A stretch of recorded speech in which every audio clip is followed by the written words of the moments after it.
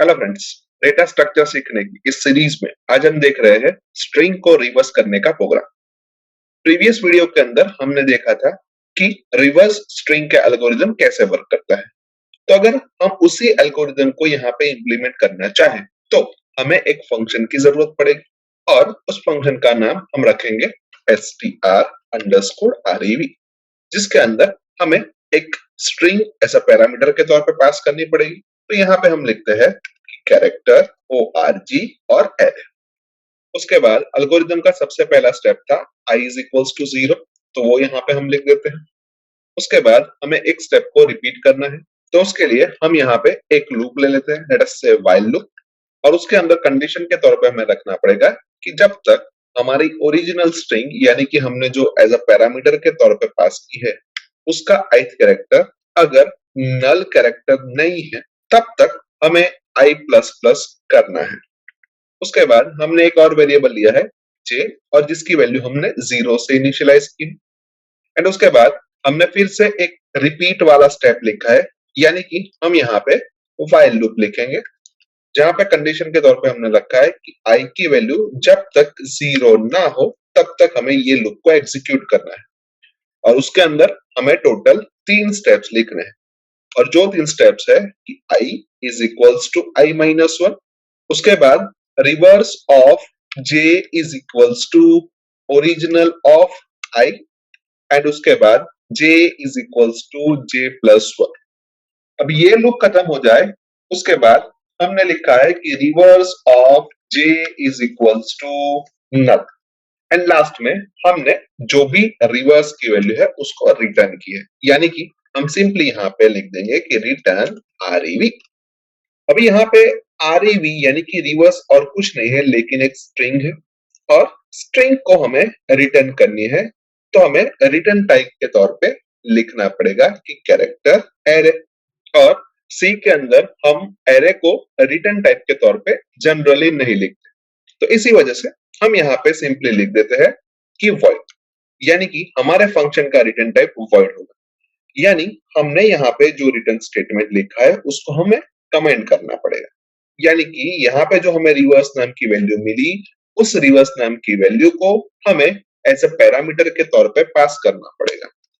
तो हम यहाँ पे लिख देते हैं कि कैरेक्टर rev और एरे, यानी कि ये अल्टीमेटली हमारी स्ट्रिंग हो गई। अभी यहाँ पे हमने i और j नाम के दो वेरिएबल का यूज किया है, लेकिन उसको हमने डिक्लेयर नहीं किया, तो हम यहाँ पे डिक्लेयर कर देते हैं कि लेट अस से integer i and integer j। यानी अब हम ऐसा कह सकते हैं कि यहाँ पे जो हमने फंक्शन बनाया है उसकी डेफिनेशन हमने लिख दी है, लेकिन जब भी हम फंक्शन का यूज करते हैं तो फंक्शन डेफिनेशन के साथ साथ हमें function declaration as well as function calling की जरूरत पड़ती है। तो यहाँ पे हम फंक्शन डिक्लेरेशन को लिखे तो वो है void str_rev, और उसके अंदर हमें दो स्ट्रिंग पास करनी है, लेट अस से character array and character array, यानी कि फंक्शन डिक्लेरेशन भी खत्म हो गया। उसके बाद फंक्शन कॉलिंग को हम ध्यान से देखें तो फंक्शन कॉलिंग के अंदर हमें फंक्शन का नाम लिखना है, लेट से str_rev, और उसके अंदर हमें दो पैरामीटर पास करने हैं, लेट अस से org एंड rev। और फंक्शन कॉल के ऊपर हम एक clr scr स्टेटमेंट लिख देते हैं ताकि हमें कोई प्रीवियस आउटपुट दिखाई ना दे, और लास्ट में हम गेट ch स्टेटमेंट लिख देते हैं। अभी फंक्शन कॉलिंग के अंदर जो दो वेरिएबल का हमने यूज किया है, लेट से org एंड rev, उसको हमें डिक्लेयर करना पड़ेगा। तो यहाँ पे हम लिख देते हैं कैरेक्टर org 50 एंड rev 50। उसके बाद ओरिजिनल स्ट्रिंग की जो भी वैल्यू है उसको हमें रिवर्स करनी है, तो उसके लिए हम यहाँ पे एक printf स्टेटमेंट लेते हैं, और उस printf स्टेटमेंट के अंदर हम लिखते हैं कि एंटर अ स्ट्रिंग, एंड फिर गेट स्टेटमेंट की मदद से हम ओरिजिनल स्ट्रिंग की वैल्यू यूजर के पास से रीड करवा लेते हैं। उसके बाद हमारा फंक्शन कॉल हो जाता है, और फंक्शन कॉल खत्म हो जाने के बाद रिवर्स के अंदर हमारी ओरिजिनल स्ट्रिंग की रिवर्स स्ट्रिंग स्टोर होके मिल जाएगी। तो उसको हम यहाँ पे प्रिंट करके देख लेते हैं, let us say reverse string is equals to %s, और %s की वैल्यू हम रिवर्स की वैल्यू से रिप्लेस कर देंगे।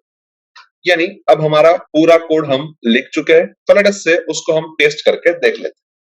तो जहां पे हमें स्ट्रिंग के तौर पे इंसर्ट कर रहा हूं कंप्यूटर, तो हमें कंप्यूटर की reverse string as an output के तौर पे मिल रही है, जो कि परफेक्टली सही है। एक और बार प्रोग्राम को टेस्ट करते हैं, जहां पे मैं स्ट्रिंग के तौर पे इंसर्ट कर रहा हूं हेलो वर्ल्ड, और हमें आउटपुट के तौर पे हेलो वर्ल्ड की रिवर्स स्ट्रिंग मिल रही है, जो कि परफेक्टली सही है। यानी कि हम ऐसा कह सकते हैं कि इस प्रोग्राम के थ्रू हम सिंगल वर्ड स्ट्रिंग या मल्टी वर्ड स्ट्रिंग को इजीली रिवर्स कर सकते हैं।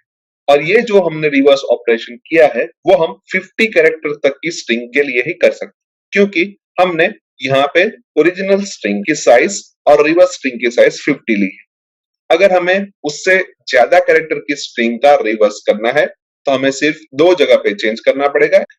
सो आई होप कि आपको इस वीडियो के अंदर स्ट्रिंग को रिवर्स कैसे करते हैं वो इजीली समझ में आ गया होगा। आज के वीडियो में बस इतना ही। नेक्स्ट वीडियो के अंदर हम फिर से मिलेंगे। Thank you very much.